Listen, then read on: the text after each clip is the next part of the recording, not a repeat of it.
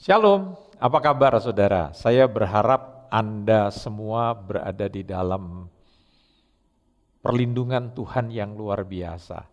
Nah, hari ini kita akan belajar tentang doktrin daripada kekristenan. Doktrin itu artinya adalah ajaran yang dipercayai oleh kepercayaan Kristen. Jadi doktrin Kristen itu artinya mengajarkan ajaran pokok daripada kepercayaan Kristen. Dalam iman Kristen kita mengenal tentang Allah Tritunggal. Nah, ada orang yang menjadi Kristen tetapi sampai pada hari ini tidak bisa menjelaskan apa itu artinya Allah Tritunggal.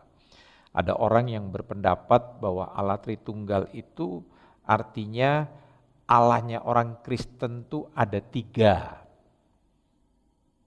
Jadi bukan Esa, tapi ada Allah 3 tokoh begitu kira-kira. Ada juga yang mengatakan bahwa Allah itu Esa, tetapi di dalam 3 profesi. Jadi misalnya saya Andreas begitu ya. Kalau pagi saya sebagai ASN atau pegawai negeri sipilnya pemerintah dari kementerian, ya lantas kalau begitu pulang kerja jam 2, saya lantas nyambi sebagai seorang guru di sebuah sekolah pendidikan swasta begitu. Dan malamnya saya berdagang nasi goreng, jadi Andreas Sustono tetapi di dalam 3 profesi. Nah, kira-kira apakah itu tepat sesuai dengan perkiraan-perkiraan yang seperti tadi. Jadi ajaran tentang Tritunggal atau Trinitas itu menekankan bahwa Allah itu Esa. Allah itu tunggal, tetapi di dalam 3 pribadi, yaitu Bapa, Putra atau Anak yang disebut Yesus dan Roh Kudus. Jadi ketiga pribadi ini memiliki hakikat, kedudukan, kuasa, dan kemuliaan yang sama. Jadi ajaran ini menekankan bahwa Allah itu Esa, tetapi hadir dalam 3 pribadi yang berbeda. Jadi Allah adalah satu dalam esensi atau satu dalam hakikat, ya. Jadi Bapa, Putra, dan Roh Kudus itu adalah satu Allah yang sama dalam sifat dan wujud, tapi 3 pribadi yang berbeda. Jadi meskipun satu dalam esensi, tapi Allah hadir dalam 3 pribadi yang dapat dibedakan sebagai Bapa, sebagai Putra, dan sebagai Roh Kudus. Dan mereka bertiga adalah pribadi yang setara, ya. Jadi mereka mempunyai peran yang berbeda dalam karya keselamatan. Bapa sebagai sumber, Putra sebagai penebus, Roh Kudus adalah sebagai penggenap. Nah, kadangkala sebagai seorang Kristen, kita memang sangat sulit sekali untuk kita memahami tentang Tritunggal. Saya beri contoh, misalnya kita mengatakan bahwa Allah itu kasih. Bagaimana kita bisa memahami Allah itu kasih? Karena pengertian manusia itu sangat terbatas. Dan kita coba memahami misteri tentang Allah itu dengan pemahaman manusia yang sangat terbatas. Jadi kadangkala kalau kita tidak mempelajari kebenaran firman Tuhan, maka kita akan menjadi bias, bahkan cenderung kita akan menjadi sesat begitu kira-kira. Ya. Jadi ajaran ini harus betul-betul dimengerti sesuai dengan apa yang dikatakan oleh firman Tuhan. Jadi pengertian Tritunggal itu adalah satu hakikat 3 pribadi. Ya. Jadi konsep tentang Tritunggal ini secara jelas diajarkan di dalam Alkitab. Walaupun mungkin saudara tidak pernah membaca secara tertulis tentang Allah Tritunggal, tetapi kita akan mengerti pada waktu kita mempelajari firman Tuhan. Nah, yang pertama, Alkitab menampilkan tentang Bapa, Anak, dan Roh Kudus di dalam kesatuan dan kesejajaran. Misalnya itu dikatakan dalam Injil Matius 28 ayat 19. Di situ dikatakan ada perintah untuk membaptiskan orang percaya. Kalimatnya itu, baptiskanlah mereka dalam nama Bapa, Anak, dan Roh Kudus. Kata nama itu di dalam ayat ini dalam bahasa aslinya atau bahasa Yunaninya itu bentuknya tunggal, bukan jamak. Jadi ada 3 nama, Bapa, Anak, dan Roh Kudus, tapi bentuknya tunggal. Artinya Bapa, Anak, dan Roh Kudus itu adalah satu kesatuan, bukan 3 Allah, tapi 3 pribadi dalam satu Allah. Nah, di dalam 1 Korintus pasal yang ke-12, ya, coba saudara-saudara perhatikan dalam 1 Korintus 12 ayat 4 sampai dengan ayat yang ke-6. Ada rupa-rupa karunia tetapi satu roh, dan ada rupa-rupa pelayanan tetapi satu Tuhan, dan ada berbagai-bagai perbuatan ajaib, tetapi Allah adalah satu yang mengerjakan semuanya dalam semua orang. Jadi Bapa, Anak, dan Roh Kudus ditampilkan sebagai sumber karunia-karunia rohani, sehingga ada kesatuan dan kesejajaran antara Bapa, Anak, dan Roh Kudus. Nah, ini petunjuk pertama dari Alkitab tentang ketritunggalan Allah. Yang kedua, Alkitab mengajarkan bahwa Tuhan Yesus dan Roh Kudus memiliki sifat-sifat ilahi. Jadi Alkitab menyatakan bahwa Tuhan Yesus dan Roh Kudus itu memiliki sifat-sifat ilahi. Alkitab menyatakan bahwa baik Tuhan Yesus maupun Roh Kudus sama-sama pribadi yang Maha Tahu. Misalnya, di dalam Injil Matius pasal yang ke-9, dikatakan di situ bahwa Tuhan Yesus tahu isi hati dan pikiran orang, bukan karena menebak, tetapi karena Dia adalah Allah yang Maha Tahu. Di dalam 1 Korintus pasal yang kedua dikatakan bahwa Roh Kudus itu menyelidiki hal-hal yang terdalam di dalam diri Allah. Jadi Tuhan Yesus dan Roh Kudus sama-sama dikatakan Maha Tahu. Jadi inilah yang menyatakan bahwa kedua pribadi itu adalah juga Allah. Keduanya juga dikatakan sama-sama Maha Hadir. Dalam Injil Matius 18 ayat yang ke-20, Tuhan Yesus berjanji, di mana 2-3 orang berkumpul dalam namaku, dikatakan di situ aku akan ada di tengah-tengah mereka. Bahkan Yesus juga berjanji kepada murid-muridnya, dan ketahuilah aku menyertai kamu senantiasa sampai kepada akhir zaman, dikatakan dalam Injil Matius 28 ayat 20. Begitu juga dengan Roh Kudus. Dalam Pemazmur 139 ayat 7, pemazmur mengatakan, kemana aku dapat pergi menjauhi rohmu, kemana aku dapat lari dari hadapanmu. Karena dimanapun dia ada, roh Tuhan selalu ada di sana. Dalam Injil Yohanes 8:58, Tuhan Yesus menyatakan dirinya sebagai Allah yang kekal. Ketika dia mengatakan, sesungguhnya sebelum Abraham jadi, aku telah ada. Dalam terjemahan bahasa Inggrisnya, terjemahan versi King James dikatakan, before Abraham was I am. Bentuknya present. Berarti Yesus terus-menerus ada sejak kekekalan.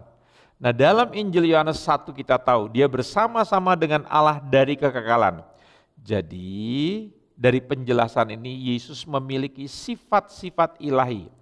Roh Kudus juga memiliki sifat-sifat ilahi. Ya. Yang ketiga, Alkitab mengajarkan Tuhan Yesus dan Roh Kudus sama-sama melakukan tindakan ilahi. Misalnya, kalau saudara memperhatikan Kejadian pasal 1, kita tahu bahwa Roh Kudus terlibat di dalam penciptaan. Ya, coba Anda lihat Dalam Kejadian pasal 1. Ya, saya mengajak saudara untuk melihat supaya saudara boleh mengerti. Ya. Pada mulanya Allah menciptakan langit dan bumi. Bumi belum berbentuk dan kosong, gelap gulita menutupi samudra raya. Dan dikatakan roh Allah melayang-layang di atas permukaan air. Yang ketiga, berfirmanlah Allah. Jadi di sini kita bisa melihat bahwa Roh Kudus bersama-sama dengan Bapa melakukan tindakan ilahi. Dalam Mazmur 104 ayat 30 juga disebutkan bahwa Roh Kudus terlibat di dalam penciptaan. Dalam Injil Yohanes 1 ayat 3 Tuhan Yesus juga dikatakan terlibat di dalam penciptaan. Jadi hanya Allah yang bisa mencipta, Roh Kudus mencipta, Tuhan Yesus juga mencipta. Jadi kesimpulannya, 3 pribadi ini adalah satu Allah. Ya. Jadi di tempat lain dikatakan Tuhan Yesus mengampuni dan menghakimi manusia. Di dalam Markus pasal 2, Tuhan Yesus mengampuni dosa-dosa orang yang lumpuh. Sehingga orang-orang Farisi ahli agama menganggap Yesus itu menghujat Allah. Karena dalam kepercayaan orang Yahudi hanya Allah yang bisa mengampuni dosa. Tapi kenapa Yesus mengatakan bahwa anak manusia itu bisa mengampuni dosa?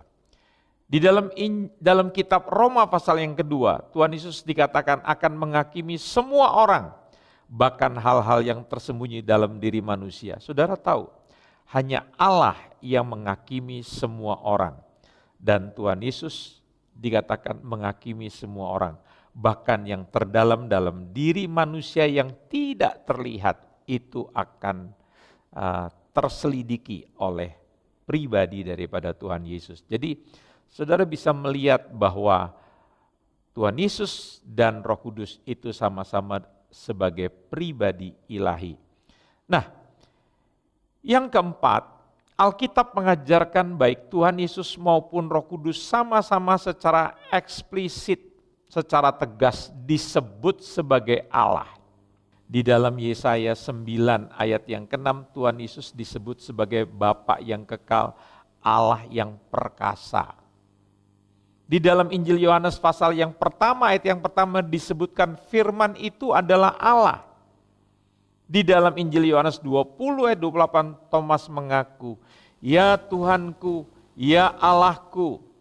Thomas yang tidak percaya pada itu dia mencucukkan tangannya di telapak daripada Yesus. Dia berkata, "Ya Tuhan, ya Allahku." Roh Kudus disebut juga Allah. Anda ingat kisah Rasul pasal yang kelima mencatat Petrus menegur Ananias, "Mengapa engkau mendustai Roh Kudus? Engkau bukan mendustai manusia, tapi engkau mendustai Allah." Nah, dari semua ini kita diyakinkan bahwa Tritunggal yang diajarkan oleh Alkitab, yaitu Bapa, Anak, dan Roh Kudus, 3 pribadi di dalam satu Allah. Saya berharap saudara betul-betul bisa memahami hal yang dijelaskan. Nah, Bapak Ibu saudara-saudara yang dikasihi Tuhan, saya juga ingin menjelaskan bahwa yang namanya Tritunggal itu ya, atau ajaran Tritunggal itu bukan triteisme. Karena orang-orang di luar Kristen, bahkan orang-orang Kristen yang tidak memahami ajaran kekristenan ini, menganggap bahwa Tritunggal itu adalah kepercayaan pada 3 Allah. Ya, mereka menganggap bahwa Tuhannya orang Kristen itu ada 3, Allah, Yesus, dan Maria. Ya, bahkan ada yang mengatakan perkawinan Allah dengan Maria menghasilkan Yesus. Nah, itu betul-betul sebuah ajaran yang sangat sesat gitu. Jadi Alkitab sangat menekankan bukan kepada 3 Allah, tetapi kepada keesaan Allah. Jadi kekristenan juga bertumbuh dalam konteks religius Yahudi yang sangat monoteistik. Jadi doktrin Tritunggal bukan penolakan atau revisi terhadap monoteisme, melainkan penjelasan yang lebih genap bahwa Allah yang Esa telah menyatakan diri sebagai Bapa, Anak, dan Roh Kudus. Yang selanjutnya yang saya mau jelaskan, Tritunggal, ada orang yang mengatakan bahwa Tritunggal itu adalah satu pribadi. Ya. Jadi keesaan pribadi, ini anggapan yang keliru. Jadi orang beranggapan bahwa Bapa itu ya anak, dan anak itu adalah Roh Kudus. Jadi yang membedakan hanyalah waktu dan tugas. Jadi di dalam perjanjian lama itu adalah waktu di mana Bapak bekerja, sedangkan di dalam perjanjian baru yang bekerja adalah itu masanya anak dan Roh Kudus. Nah, lebih spesifik lagi, Bapa menjadi Yesus untuk karya penebusan, Yesus adalah Roh Kudus yang turun dari surga. Nah, kekeliruan ini betul-betul ditentang oleh bapak gereja pada abad permulaan. Yang tunggal itu bukanlah pribadi Allah, melainkan hakikatnya. Jadi perbedaan antar pribadi terlihat jelas pada saat pribadi-pribadi itu berkomunikasi atau terlibat dalam relasi. Bapa mengutus Yesus. Coba pikirkan secara logika. Apakah masuk akal kalau Bapa mengutus dirinya sendiri? Anda membaca dalam Alkitab, Yesus berdoa kepada Bapaknya. Apakah masuk akal kalau Yesus berdoa pada dirinya sendiri? Bapa dan Anak mengutus Roh Kudus. Apakah itu berarti keduanya mengutus diri mereka sendiri? Ya, coba saudara tolong mengerti. Ini adalah ajaran yang salah kalau mengatakan bahwa Tritunggal itu adalah satu pribadi. Yang selanjutnya ada orang yang berpendapat salah bahwa karya masing-masing pribadi terlalu dipisahkan. Bahkan gak sedikit loh orang Kristen yang berpendapat bahwa penciptaan hanya berkaitan dengan Bapa, ya, penebusan dengan Anak, pengudusan dengan Roh Kudus, masing-masing memiliki tugas sendiri yang terpisah dari yang lainnya. Nah, konsep ini jelas salah, saudara-saudara.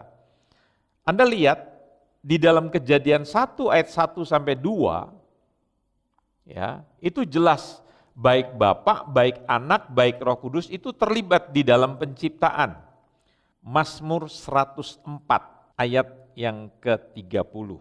Apabila engkau mengirim rohmu, mereka tercipta, dan engkau membaharui muka bumi.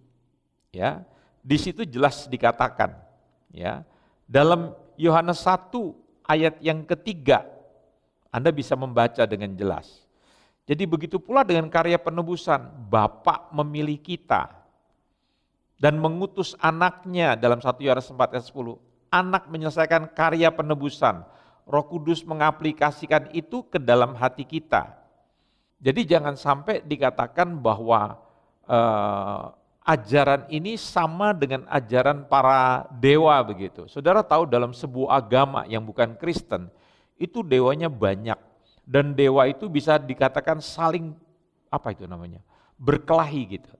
Tetapi Allah Tritunggal, ya, walaupun mereka tiga pribadi, tetapi mereka tetap satu hakikat, mereka tetap bekerja sama dan mereka tidak pernah terpecah.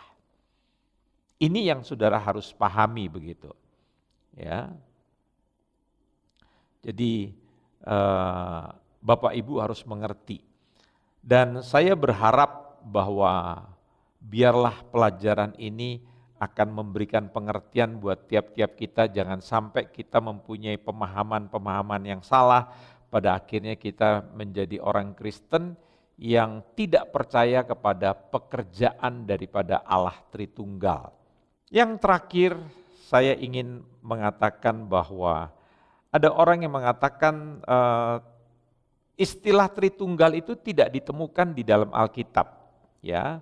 tuduhan-tuduhan semacam ini memang sering dilontarkan oleh mereka-mereka yang menolak doktrin Tritunggal. Hanya gara-gara istilah tidak ada istilah ini di dalam Alkitab, maka doktrin ini ditolak. Sama seperti ada orang mengatakan begini kepada saya, katanya merokok dilarang, tapi kata dilarang merokok kan tidak ada ayatnya, begitu. Sehingga orang seringkali mengatakan, ya merokok itu boleh saja, begitu, karena tidak ada larangan yang jelas-jelas ditulis, begitu. Ya, nah sama seperti ini. Jadi terhadap sanggahan ini perlu diingat bahwa istilah bukanlah hal yang penting. Yang lebih penting itu adalah konsep di balik istilah. Jadi fokuskan pada isu apakah konsepnya diajarkan di dalam Alkitab. Di samping itu kita juga perlu menunjuk bahwa para penentang itu biasanya juga menggunakan istilah lain yang tidak ada di dalam Alkitab. Sebagai contoh, seorang saksi Yehova menyinggung tentang isu ini, tapi dia sendiri berkali-kali menggunakan kata monoteisme untuk mengungkapkan keesaan Allah. Nah, saya ingin mengatakan, apakah istilah monoteisme itu juga ada di dalam Alkitab?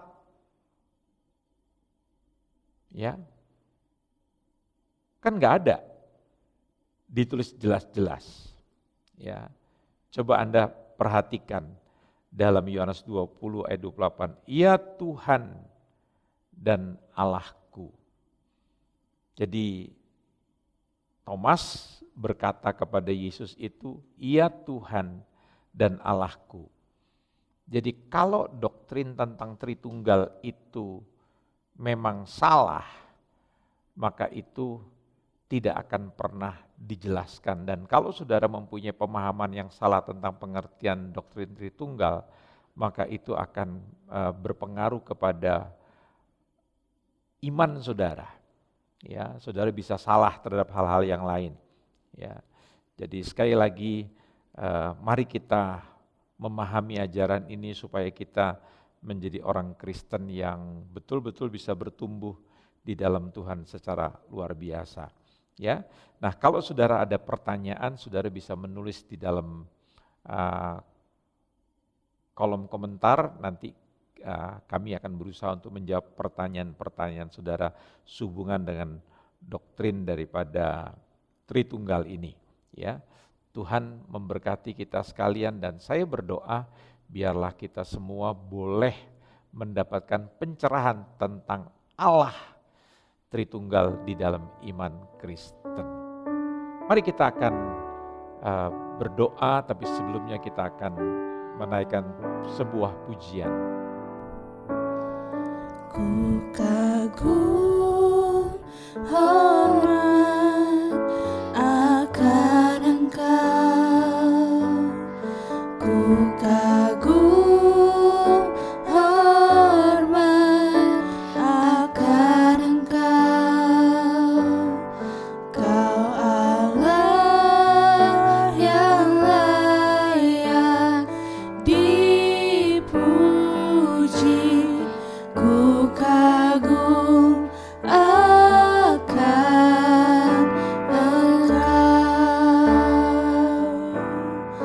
ku kagum hormat akan Engkau, ku kagum hormat akan Engkau, Kau Allah yang layak dipuji.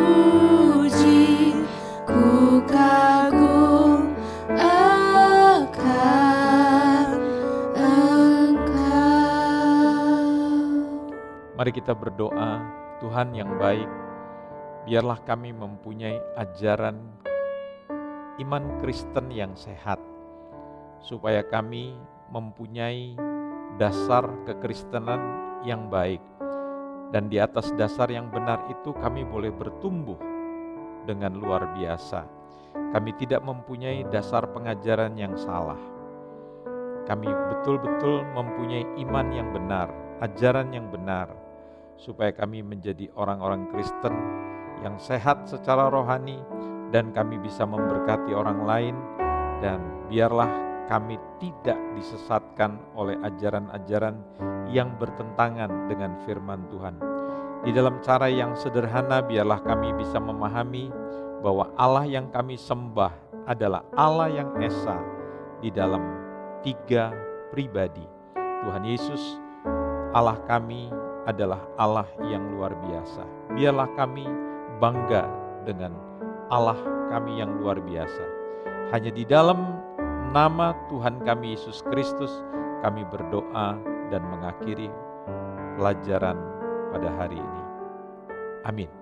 Nah, saudara, saya berharap pada waktu yang akan datang kita akan belajar satu pokok-pokok Kristen yang luar biasa yang akan memberkati Anda semua. Bagikan pelajaran ini kepada yang lain dan jangan lupa untuk subscribe dan memberikan komentar. Tuhan memberkati kita sekalian. Amin.